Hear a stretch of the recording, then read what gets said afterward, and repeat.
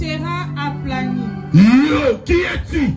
Wananzamba zolo bana Zorobabel. Ada déjà pour la puissance, mais mutazo la bangeza nani? Nzambe. Yo nani? Liboso yangomba ya Zorobabel. Okozala aplani. Nangina lo baboye. Oto kanga vina yo. Oto lo bake ye simbate. Balo bake yo marchete. Bata yo limite na vie. Balo bake yo que de plus loin. Mais ce soir, na poko ya lelo. Na kombo nzamba platini, na kombo nzamba ya Alias, na kombo nzamba ya Zorobabel, na bolele, ina yotele salama, oh ya platini, leko zole katelo ba amen, Zorobabel, yesa na mamu abotio, adakata mayuana, barrière ateza na kezo longwa, yesa na mamu abotala na pouvoir nikole peko bandalelo, yesa na mamu abotala na pouvoir nikole yoke, alo nibole, double aboti ma parole à biso. Azana pouvoir mon côté. Oui, azana pouvoir. Oui, azana pouvoir. Il est le même. Hier, aujourd'hui, éternellement. Amen. Namona batu bakufa. Mais ya kufa raté. Amina Zorobabel. Ya kuta adressé parole de pas Zorobabel. Amina Zorobabel. Yokange Zanzambe. Qui est-tu? Blaise. Yokanga. Yonani. Qui est-tu? Nani? Atele la Blaise. Arrêtez promotion. On va quitter. Donc on te balise la promotion. C'est Libana Lokuta. Jambo yo sambelaka. A voyage à gâter. A la poste à passeporte. A la poste à visater. A la poste à déplacement. Hier Aza au mini-pota. Aïe aïe aïe aïe aïe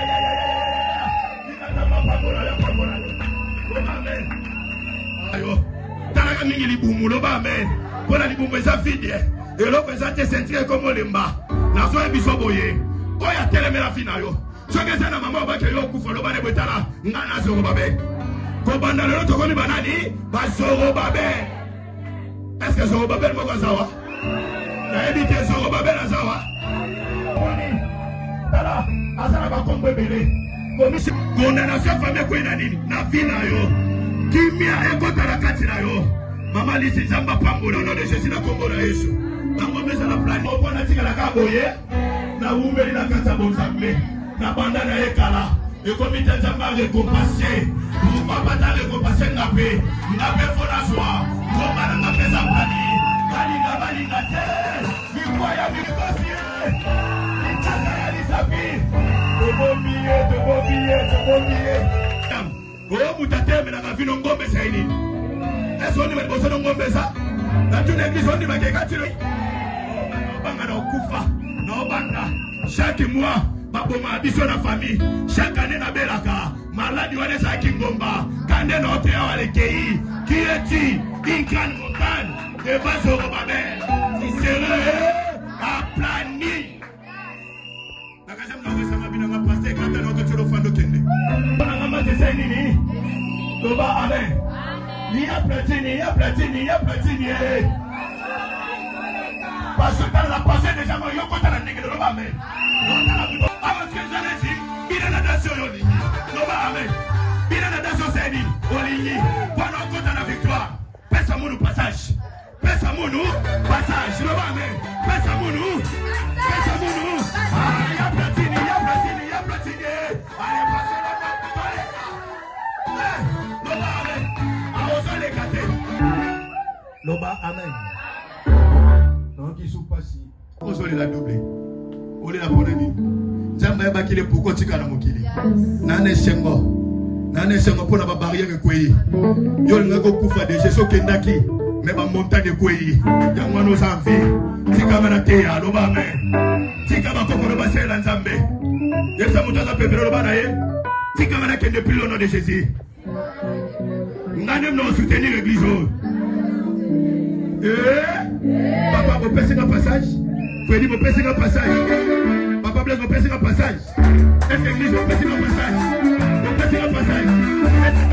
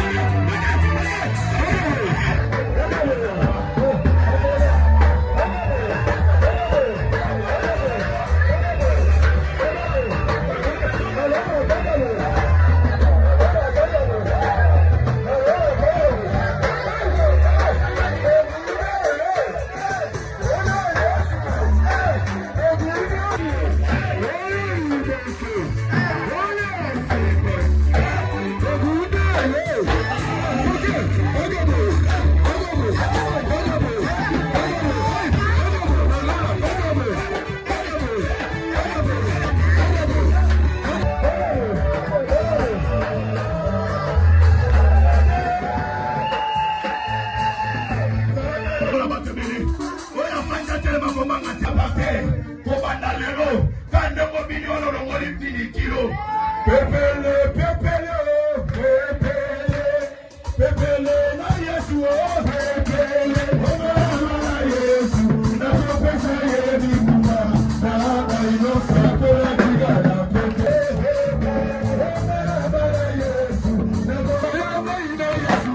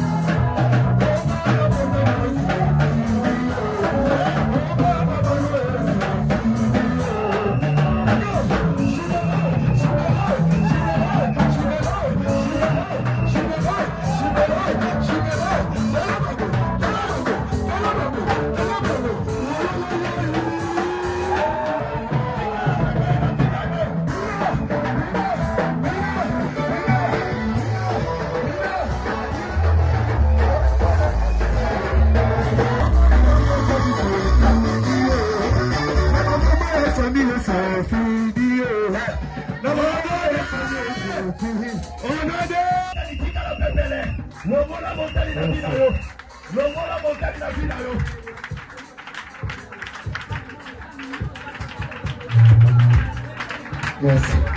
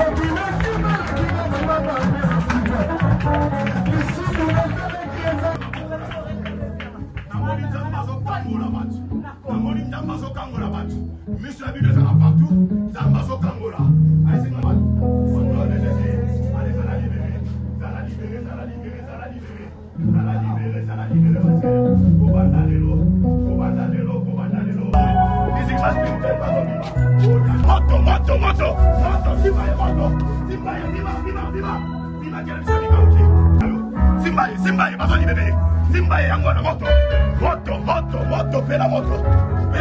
pela moto nasomona sana abia mono kubabila yake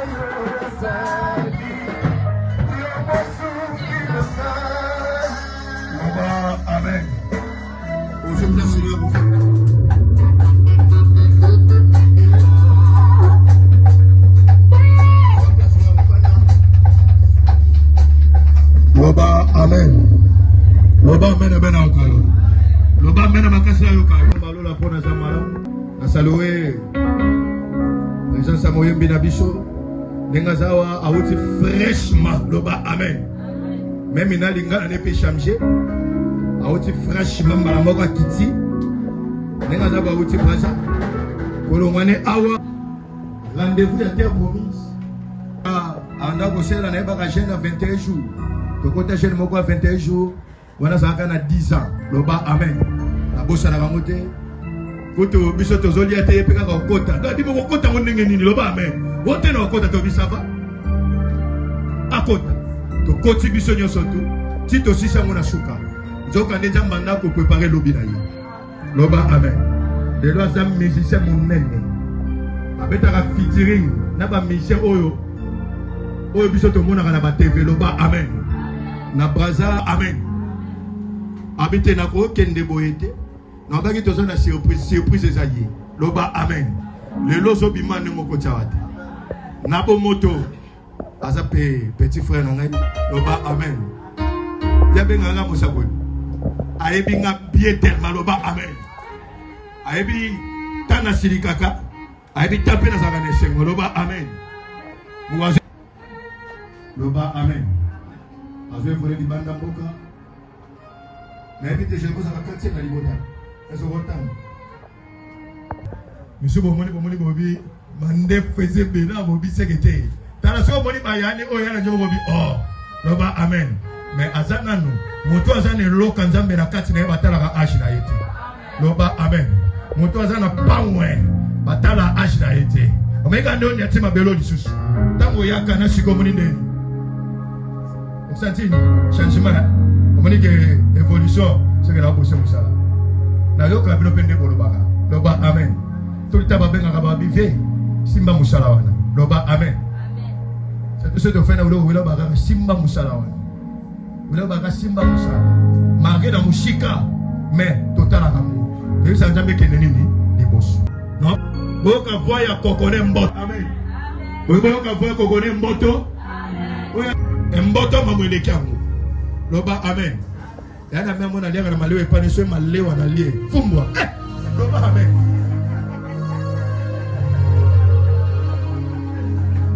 amen amen amen aso mérité combien d'honneur est-ce que tu sais peut-être koyamba est-ce que peut-être na jambe maboko makasi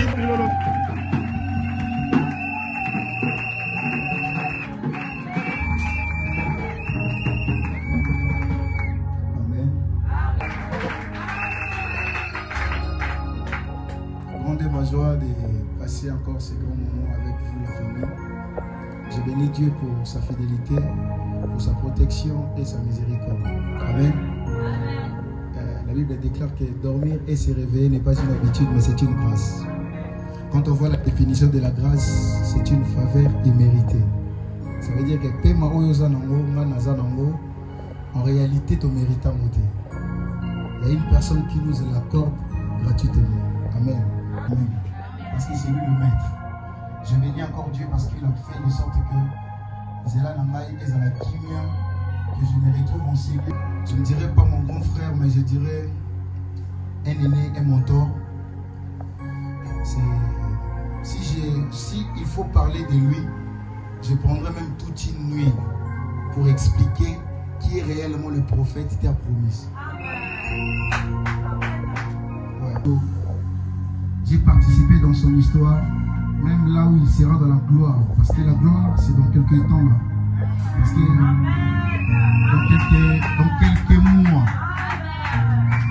dans quelques mois, il sera parmi les grands. Voilà pourquoi nous sommes dans l'obligation de les soutenir. Souvenez-vous quand je suis arrivé, qui sommes. On ne juge pas un père. On ne voit pas les défauts d'un père. Mais un père, on les soutient. Un père mérite le soutien de lui. Il se sacrifie des jours et des nuits pour prier pour vous. Au moment que mes parents n'ont pas moto balali, mais il y a la qui n'a pas de la. Lui, il se réveille pour prier pour toi. Alors, dès qu'il prie pour toi, il te présente devant le trône de la grâce. Il te communique dans l'invisible.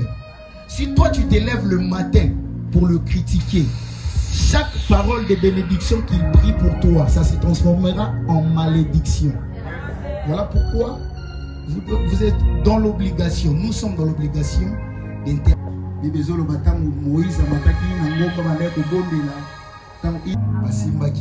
Parce qu'il y a des moments où le père sera fatigué, mais il doit avoir ses enfants pour soutenir vision.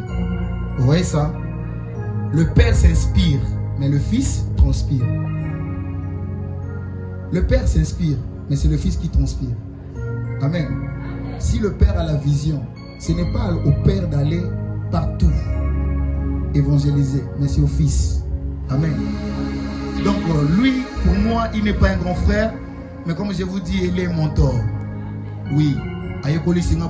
Sur moi, et moi-même, j'ai vu son Dieu travailler dans notre famille. Oui. Oui. Il est déjà arrivé une fois, oui.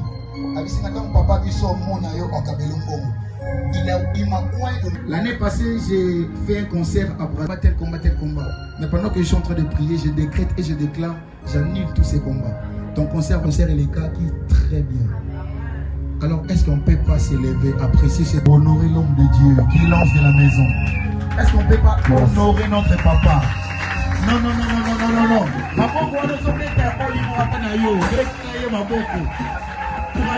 Encourager. Amen. Merci.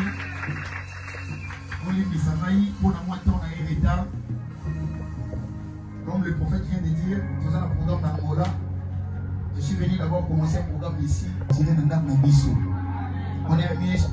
est mieux chez soi. Voilà pourquoi on a gâté au sol automatique. Nous dans une moto. Je n'aime pas, la seconde même pas. On a les autres vous allez concentrer. Je bénis mon frère, ton côté la pointe noire. Je le vis. J'ai pensé directement au prophète. Amen. Donne-moi. Sois concentré, nous voulons passer à la RT. Parce que ta vie ne dépend pas de l'heure, mais ta vie dépend de Dieu. Il y a des rendez-vous au Fanda à 1h du matin. Il ne coûte rien du tout de passer des heures du temps dans la présence de Dieu. Sauf 20h parce que vous avez les sous-montés. Vous avez la RT. Allez, pendant quelques minutes. La présence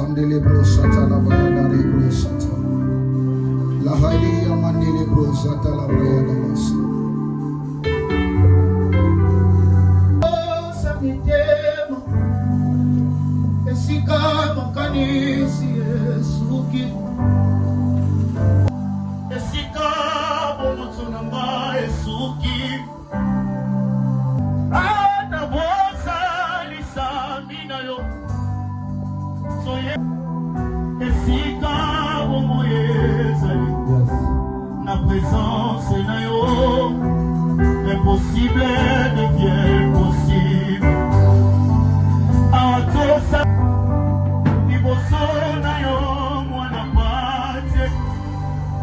Na mikumba tozana yo na maloba na yo bomo ezali na présence na yo mikumba toza na yango nakondima toyeba oyebi baposa yesuki ana bosalisa mina yo toyekosobelo bitema na maloba na yo esika bomo ezali na mosika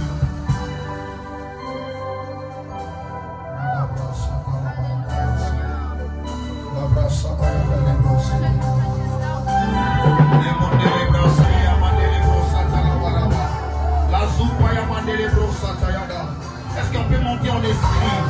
Est-ce que c'est un moyen dans les brossata? Monte manama na bon selio.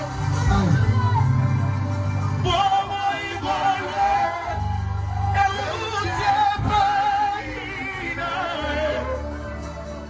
elikana yesalise.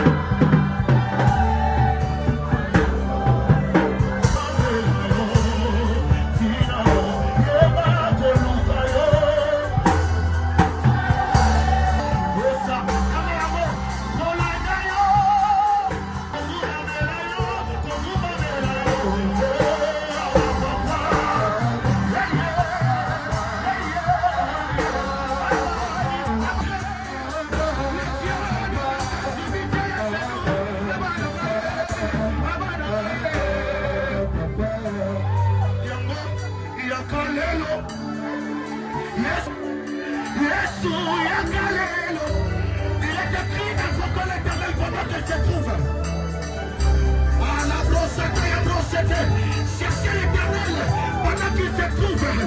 Il fait bon vivre dans sa présence. La nation, c'est alors que vous verrez de quoi il est capable. Attends de Dieu. Et la blanche était la Kayama. Et la blanche était la Kayama la Bonsata. Les Bonsata, la Bible déclare qui est au-dessus de tous les noms sur la suite. La Bible déclare que par le nom de Jésus, tous genoux fléchissent dans le ciel et sur la terre et sous la terre. Et toutes les langues confessent que Jésus-Christ est Seigneur. La monnaie de Bonsata. Et son père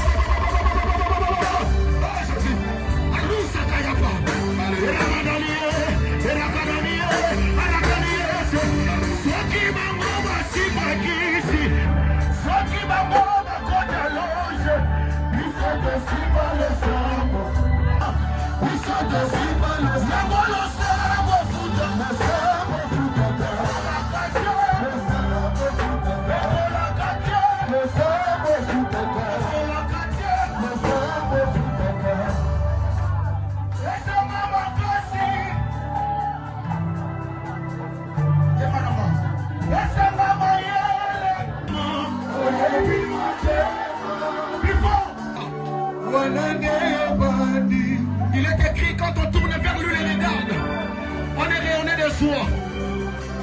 Et ton visage ne se couvre pas de honte. Alléluia.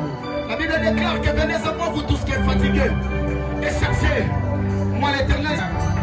La Payana Libro Sata, la Brosata ya brosé.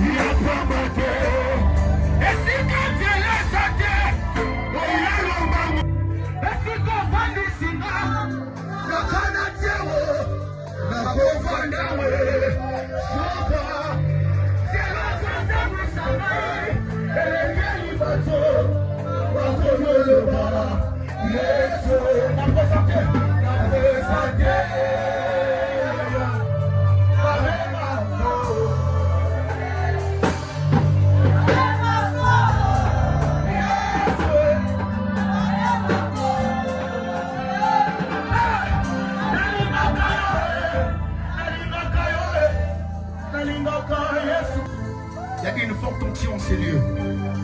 Tout le monde se tient debout, s'il vous plaît. Maman, papa, une fille, jeune garçon, lève-toi. Prends ta main droite, lève ta main. Soulève ta main. Rakasuti payanana. Aïe, Radou Sapa.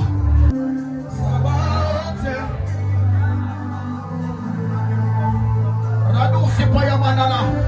En fait, pendant que nous sommes en train de chanter, je vois le ciel de Dieu est ouvert. Je vois un ange descendre avec un papier. Avec un bout de papier. On a écrit nouveau départ. En bas, on a écrit restauration. Ensuite, on a écrit consécration. Ne prie pas. Je voudrais simplement te dire ceci.